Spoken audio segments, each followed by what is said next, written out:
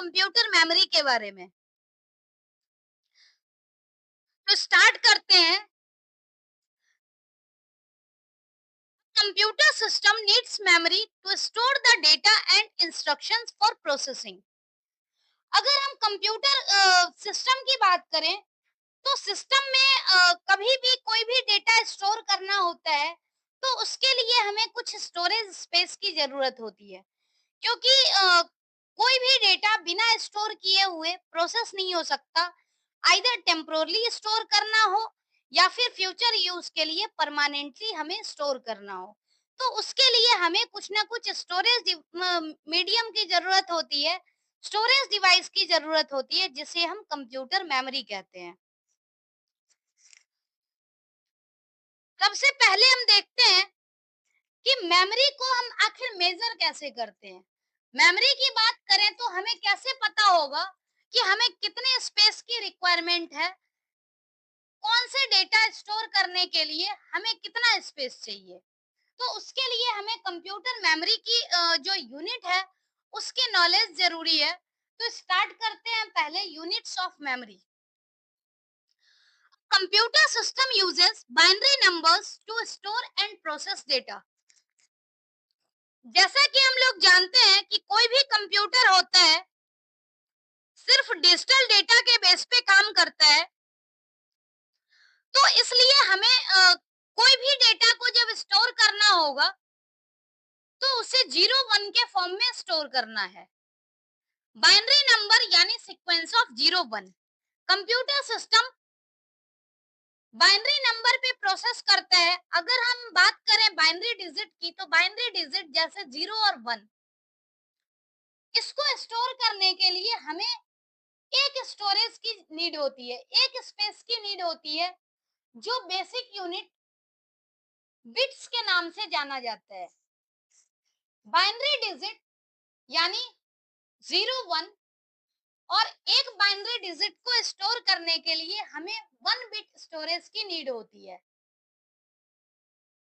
Basic unit of memory bit होता है। अगर सीक्वेंस 0 1 का हो और 4 बिट का हो तो इसे हम बोलते हैं निबल। जैसे अगर हम निबल की बात करें तो यहाँ पर 1001 यानी 1 बिट में तो आइदर 1 स्टोर होगा और 0 स्टोर होगा। मतलब एक बिट के लिए हमें 1 स्टोरेज स्पेस की नीड होती है। तो ग्रुप ऑफ 4 बिट के लिए हमें टोटल 4 बिट स्टोर चाहिए, स्टोरेज स्पेस चाहिए, और इस 4 बिट को हम बोलते हैं निबल। अगर ग्रुप ऑफ 8 बिट होगा, 8 बिट कुछ भी हो सकता है, आइदर 0 और 1। 0 1 में से कोई भी सीक्वेंस हो सकता है, सारे 0 भी हो सकते हैं, सारे 1 भी हो सकते हैं, मिक्स भी हो सकते हैं। तो ग्रुप ऑफ 8 बिट को हम बोलते हैं बाइट। यानी स्मॉलेस्ट यूनिट हमारा है बिट, जो कि आइदर 0 या फिर 1 किसी एक को स्टोर करके रख सकता है। अगर ग्रुप ऑफ 4 बिट की बात करें तो ग्रुप ऑफ 4 बिट यानी निबल, और ये ग्रुप ऑफ 4 बिट आइदर 0 1 का सीक्वेंस होता है। Group of 8 bit means byte. और अगर हम बात करें बाइट्स की तो bytes are group together to make bigger chunks और यूनिट्स ऑफ मेमोरी। यानी मल्टीपल बाइट्स को जब हम कंबाइन कर देते हैं तो मल्टीपल बाइट्स जो होता है वो बिगर यूनिट फॉर्म करता है। अगर हम मेमोरी यूनिट की यहाँ बात करें तो जैसा कि हमने देखा 0 और 1 को स्टोर करने के लिए हमें 1 बिट स्टोरेज की रिक्वायरमेंट होती है, जिसे हम बिट्स कहते हैं, बिट। 4 बिट मिला करके बनता है 1 निबल। 8 बिट यानी कि 1 बाइट। इसके बाद अगर हम देखें तो 1024, लेकिन 1024 का जो कंसेप्ट है वो आता है 2 टू द पावर 10 से। 2 हम क्यों ले रहे हैं, क्योंकि हमारे पास दो ऑप्शन होता है, आइदर 0 या फिर 1। यानी एक स्पेस पे हम 0 या 1 दोनों में से कोई भी डेटा स्टोर कर सकते हैं, यानी दो पॉसिबिलिटी है। 2 to the power 4, 2 to the power 10 यानी 1024। इसलिए आप जितना भी यूनिट देख रहे होंगे सारा 1024 का कॉम्बिनेशन है। पहला है केबी, यानी 1024 बाइट मिला करके बनता है 1 KB. 1 KB equal to 1024 bytes. 1024 megabyte, megabyte का मतलब है 1 एमबी। तो जब हम 1024 केबी को कंबाइन करेंगे तो इससे बनता है 1 एमबी। नेक्स्ट है जीबी यानी गीगाबाइट। 1024 एमबी को कंबाइन करने के बाद 1 जीबी बनता है। TB 1024 GB equal to 1 TB. Next है पीबी, यानी 1024 TB equal to 1 PB. 1024 PB equal to 1 EB यानी एक्साबाइट। पी से पेटा यानी पीबी इक्वल मींस पेटाबाइट। अगर हम 1024 ईबी की बात करें तो 1024 ईबी इक्वल टू 1 जेडबी यानी 1 जेटाबाइट। और अगर 1024 जेडबी की बात करें तो 1 योटाबाइट। ये हमें यूनिट्स ध्यान में रखना है। कई बार एग्जाम में आइदर ये मेमोरी यूनिट दे दिया जाता है और इसका कन्वर्जन पूछा जाता है कि कितने के बराबर होता है। तो जैसे हम लोग मीटर सेंटीमीटर वगैरह का बचपन में कन्वर्ट करते हैं, सेम ऐसे ही कन्वर्जन यहाँ भी होता है। जैसे जैसे हम यहाँ बढ़ते जाते हैं इधर की तरफ, हमारी जो यूनिट है वो बड़ी होती जाती है। और जैसे ही भी हम बॉटम से टॉप की तरफ जाते हैं तो यूनिट हमारी छोटे होते जाती है। तो छोटी से बड़ी यूनिट में अगर हमें कन्वर्ट करना हो तो हम लोग क्या करते हैं, वहां पर डिवाइड कर देते हैं। लेकिन अगर बड़ी यूनिट हो और बड़ी यूनिट से अगर हम छोटे में कन्वर्ट करना चाहते, जैसे 1024 जीबी से अगर बाइट में कन्वर्ट करना है तो इस केस में मल्टीप्लीकेशन होगा। तो इस तरह से हमें कन्वर्जन का थोड़ा कंसेप्ट ध्यान में रखना है कि कैसे हम कन्वर्ट कर सकते हैं। दूसरा, सीक्वेंस ध्यान में रखना है, जिससे कि कई बार एग्जाम में पूछ लिया जाता है कि आइदर असेंडिंग या डिसेंडिंग ऑर्डर में अरेंज करो। तो वो आपको पता होना चाहिए कि स्मॉलेस्ट कौन सी है और लार्जेस्ट कौन सी है, और कंपैरिजन पता होना चाहिए कि कौन सी यूनिट बड़ी है कौन सी छोटी है। तो मेनली इस टॉपिक से हमें यही ध्यान में रखना है कि 4 बिट का कॉम्बिनेशन निबल होता है, 8 बिट यानी बाइट होता है, और बाकी कॉम्बिनेशन कैसे बनते हैं जो हम इस टेबल में पढ़ रहे हैं। तो ये चीज हमें पता होना चाहिए यूनिट्स ऑफ मेमोरी से। अब नेक्स्ट टॉपिक जो है वो है टाइप्स ऑफ मेमोरी। अगर हम मेमोरी के टाइप की बात करें तो जो मेजर क्लासिफिकेशन होती है मेमोरी की, वो मेजर 2 तरीके से डिवाइड किया जाता है मेमोरी, यानी एक प्राइमरी हो गया और दूसरी सेकेंडरी मेमोरी होगी। प्राइमरी मेमोरी यानी जिसमें डेटा ऑटोमेटिक तरीके से स्टोर होता है।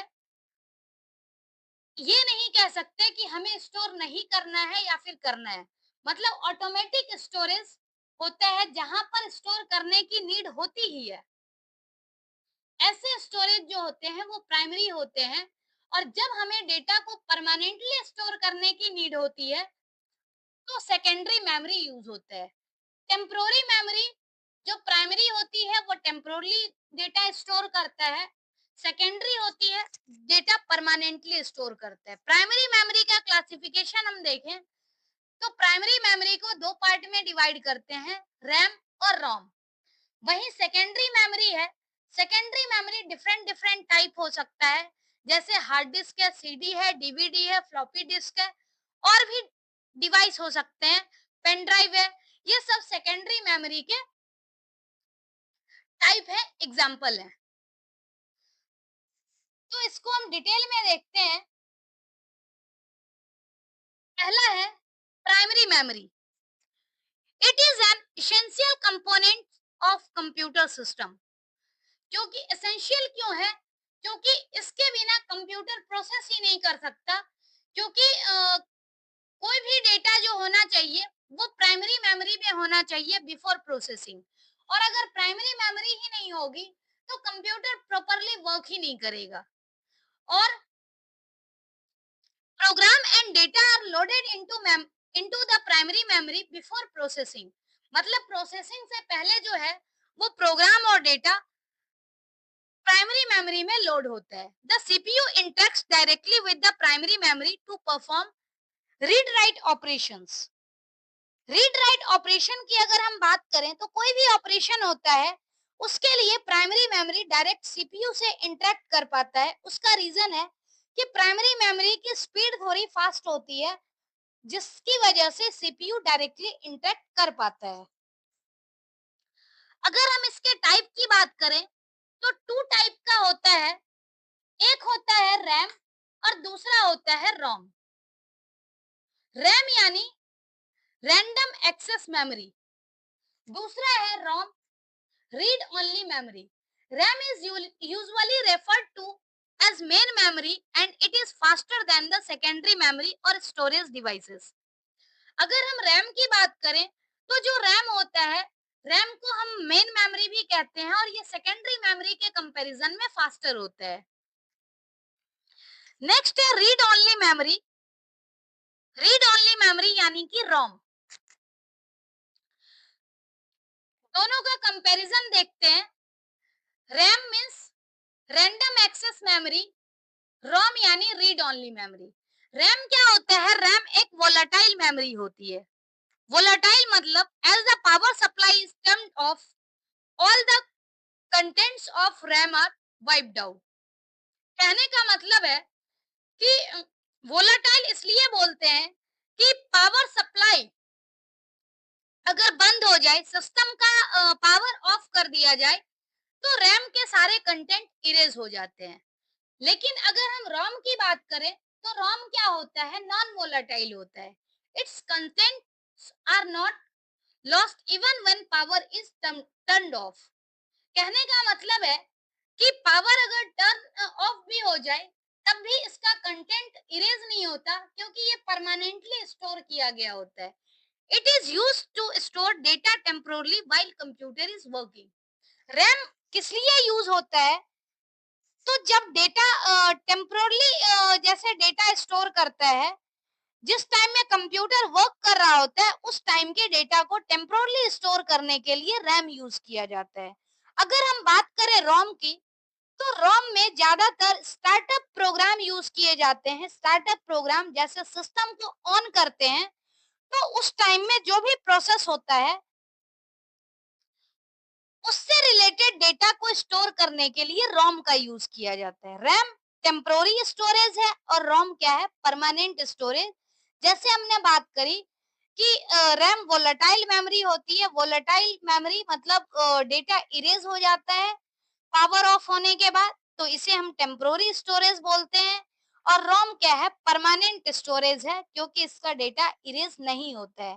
तो ये मेनली हमने पढ़ा प्राइमरी मेमोरी के बारे में। प्राइमरी मेमोरी का दो टाइप देखा, रैम और रोम। और ये प्राइमरी मेमोरी हमारे सिस्टम के लिए इसेंशियल होता है, इसके बिना हमारा कंप्यूटर वर्क नहीं कर सकता। नेक्स्ट है कैशे मेमोरी। वैसे तो जो कंप्यूटर है उसकी मेमोरी को मेनली दो पार्ट में डिवाइड करते हैं, प्राइमरी और सेकेंडरी। लेकिन एक कैशे मेमोरी का कंसेप्ट है और कैशे मेमोरी भी मेनली जो है वो आपका टेम्पोररी मेमोरी होता है। कई बार ऐसा भी होता है कि सिस्टम के प्रोसेसिंग स्पीड उसको मेंटेन करने के लिए हमें एक हाई स्पीड मेमोरी की रिक्वायरमेंट होती है, जिसे हम कैशे मेमोरी कहते हैं। It is high speed memory placed between CPU and RAM in order to speed up the operations of CPU. Reason क्या है कि रैम जो है, रैम उतना फास्ट नहीं है जितना कि कंप्यूटर का प्रोसेसिंग फास्ट होता है। तो कई बार क्या होता है कि जो हमारे प्रोसेसर है कंप्यूटर के उसको बहुत देर वेट करना पड़ता है। तो इससे क्या है, कंप्यूटर की जो परफॉर्मेंस है वो डाउन होती है। तो इसको मेंटेन करने के लिए क्या होता है, हमें ऐसे मेमोरी की नीड होती है जो कि फ्रीक्वेंटली यूज डेटा को स्टोर कर सके, जिससे क्या है कि सिस्टम की प्रोसेसिंग स्पीड मेंटेन रहे। तो उसके लिए हमें कैशे मेमोरी की नीड होती है। Reason is RAM is not as fast as computer processor. This makes the CPU to slow down the processing. To make the processing fast, a high speed memory is used. That memory is cache memory. यानी कि जो processing speed है उसको fast करने के लिए हमें memory की जरूरत होती है, हाई स्पीड मेमोरी को, जिसे हम कैशे मेमोरी बोलते हैं। और ये कैशे मेमोरी सीपीयू और रैम के बीच में प्लेस्ड होता है। It store the frequently you access data, thus it reduce the average time required to access data from primary memory। जैसा कि हम जानते हैं कि प्राइमरी मेमोरी में जो डेटा होता है वो प्रोसेसिंग से रिलेटेड सारा डेटा स्टोर होता है। तो कई बार ऐसा भी होता है कि प्राइमरी मेमोरी से डेटा एक्सेस करने के लिए कंप्यूटर को काफी वेट करना पड़ता है। तो उस केस में क्या है, फ्रीक्वेंटली यूज जितना भी डेटा है वो कैशे मेमोरी में स्टोर हो जाता है, जिससे वेटिंग टाइम रिड्यूस हो जाता है और सिस्टम की जो प्रोसेसिंग होती है वो फास्ट होती है। तो उसके लिए कैशे मेमोरी का हम यूज करते हैं। नेक्स्ट है सेकेंडरी मेमोरी।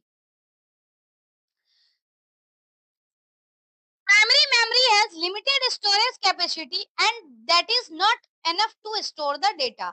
और ऐसे भी जो आपकी प्राइमरी मेमोरी है वो वोलाटाइल होती है। तो वोलाटाइल होने की वजह से क्या होता है, डेटा इरेज हो जाता है।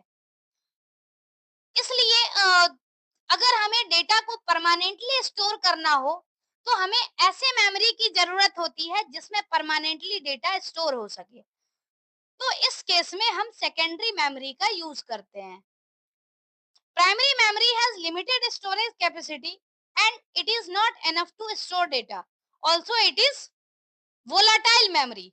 Thus, a computer system needs another memory to store data permanently and with large capacity.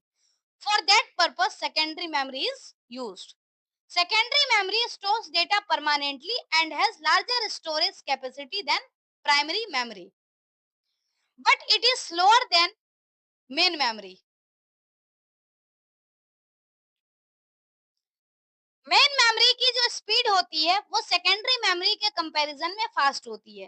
लेकिन मेजर प्रॉब्लम यही है कि सेकेंडरी मेमोरी जो है, सेकेंडरी मेमोरी में हमारे पास स्पेस भी ज्यादा होता है और डेटा परमानेंटली भी स्टोर होता है। तो इसलिए हमें मेन मेमोरी को प्रीफर ना करके सेकेंडरी मेमोरी को प्रीफर करते हैं जब हमें डेटा स्टोर करना हो। और ये मेन मेमोरी के कंपैरिजन में सस्ती भी होती है। मेन मेमोरी की स्पीड स्लो होती है, जिस वजह से सीपीयू सेकेंडरी मेमोरी की जो स्पीड है वो मेन मेमोरी के कंपैरिजन में स्लो होती है, कैशे मेमोरी के कंपैरिजन में भी स्लो होती है। तो इसलिए सीपीयू डायरेक्टली सेकेंडरी मेमोरी से कोऑर्डिनेट नहीं कर सकता है। अगर हम सेकेंडरी मेमोरी के एग्जाम्पल की बात करें तो जैसे पेन ड्राइव है, हार्ड डिस्क है, फ्लॉपी डिस्क है, सीडी, डीवीडी, एसएसडी, ये सब सेकेंडरी मेमोरी है जिसमें डेटा परमानेंटली स्टोर होता है। अगर हम बात करें कुछ और प्रोसेस की जो कि हमारे मेमोरी से रिलेटेड है, तो वो प्रोसेस होगा data capturing, storage and retrieval. हमने अभी तक तो देखा है कंप्यूटर मेमोरी के बारे में, यूनिट्स ऑफ मेमोरी और टाइप्स ऑफ मेमोरी। कुछ टर्म है जो हमारे लिए इम्पोर्टेंट है, एक बार हम उस टर्म को भी रिवाइज कर लेते हैं। जैसे हम बात करें डेटा कैप्चरिंग। डेटा कैप्चरिंग क्या है, it involves the process of gathering data from different sources in digital form. Data capturing एक ऐसा प्रोसेस है जिसमें डिफरेंट सोर्सेस से डेटा गैदर किया जाता है। Data is captured using keyboard, webcam, sensors, barcode reader etcetera. यानी डेटा कैप्चर करने के बहुत सारे तरीके हो सकते हैं। हम कीबोर्ड की हेल्प से वेबकैम सेंसर या बारकोड रीडर या और भी इनपुट डिवाइस हो सकते हैं जिसकी हेल्प से हम डेटा कैप्चर करते हैं। नेक्स्ट है data storage. It is the process of storing the captured data for processing later. यानी जो डेटा का हमें बाद में प्रोसेस करना है उसको हम स्टोर करने के लिए डेटा स्टोरेज का यूज करते हैं। Huge amount of data is generating every time, so the storage devices also required to be upgraded periodically। कहने का मतलब लार्ज अमाउंट ऑफ डेटा हमेशा जनरेट होता है, तो हमें ऐसे डेटा को स्टोर करने के लिए स्टोरेज डिवाइस की जरूरत होगी जिसकी कैपेसिटी बहुत ज्यादा हो, लार्ज अमाउंट ऑफ डेटा को स्टोर कर सके। Data servers are used in large organisations for storing data. Large organisation का डेटा स्टोर करने के लिए डेटा सर्वर्स की नीड होती है। नेक्स्ट है data retrieval process. Data retrieval यानी it involves fetching data from storage devices for its processing as per requirement।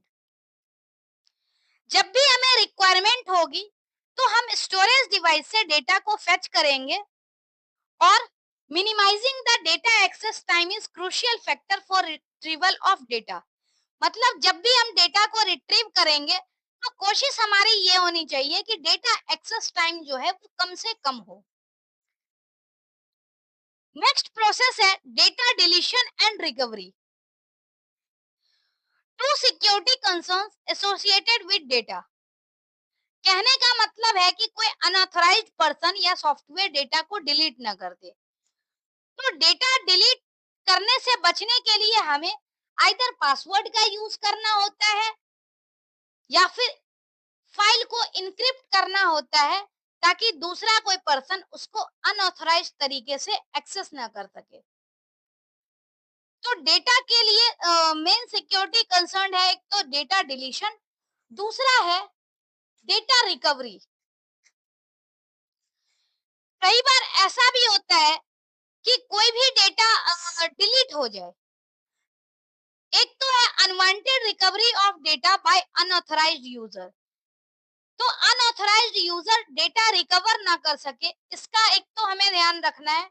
दूसरा क्या है कि कभी भी जैसे कोई डेटा होता है तो वो लंबे टाइम तक स्टोर्ड रहता है। स्टोर्ड रहने के बाद क्या होता है, जैसे कई बार स्टोरेज डिवाइस टूट गया या फिर प्रॉपर तरीके से काम नहीं कर रहा है, तो उस टाइम पे क्या है कि हमें डेटा को रिकवर करना होता है। तो उसके लिए हम बैकअप करके मल्टीपल स्टोरेज डिवाइस में डेटा को स्टोर करके रख सकते हैं। नेक्स्ट, अगर हम बात करें कि अनवांटेड रिकवरी कोई ना कर पाए, तो उसके लिए जैसे हम पुराने ब्रोकन मान फंक्शनिंग स्टोरेज डिवाइस को जब हम डिस्कार्ड करते हैं तो उससे पहले हम इंश्योर करें कि डेटा हमारा डिलीट हो। तो ये सब का हमें ध्यान में रखना है। ये कुछ टर्म थे जो कि ज्यादातर टर्म हमारे डेटा स्टोरेज से ही रिलेटेड था। एक तो था डेटा कैप्चरिंग, यानी डेटा कैप्चर कैसे करना है। तो डेटा कैप्चरिंग के लिए मेनली हम इनपुट डिवाइस का यूज करते हैं। डेटा स्टोरेज जो है, डेटा स्टोरेज प्रोसेस में क्या होता है कि डेटा हम स्टोरेज डिवाइस में स्टोर करते हैं। जब हमें प्रोसेस करना होता है तो स्टोरेज डिवाइस से हम डेटा को रिट्रीव करते हैं। और लास्ट प्रोसेस हमारा होता है डेटा डिलीशन एंड रिकवरी। तो एक तो हमें कोई अनऑथराइज्ड पर्सन डेटा डिलीट ना कर सके, उससे हमें बचना है। तो उसके लिए हम पासवर्ड या इंक्रिप्शन मेथड का हम यूज कर सकते हैं। दूसरा क्या है कि कई बार जैसे ऐसा होता है कि हमारा जो डिवाइस है वो प्रॉपर वर्क ना करे, तो उस केस में हमें डेटा को लॉस होने से बचने के लिए, इधर उधर कहीं स्प्रेड हो उससे बचने के लिए क्या करना होता है, प्रॉपर तरीके से हमें उसको डिस्कार्ड करना है। ये समझना है कि डेटा हमारा पहले डिलीट होना चाहिए। तो ये कुछ इंपॉर्टेंट टर्म है जिसका हमें ध्यान में रखना है। और ये टर्म भी मोस्टली स्टोरेज से ही रिलेटेड था। तो हमने इस वीडियो में मेनली मेमोरी के बारे में पढ़ा और कुछ इम्पोर्टेंट टर्म्स पढ़े। अब इस यूनिट का जो है लास्ट वीडियो होगा सॉफ्टवेयर और उसके टाइप्स के बारे में। उसके बाद ये यूनिट हमारी कवर होगी। तो लास्ट वीडियो में हम पढ़ने वाले हैं सॉफ्टवेयर और उसके डिफरेंट टाइप्स। आज के लिए इतना ही। Thank you so much.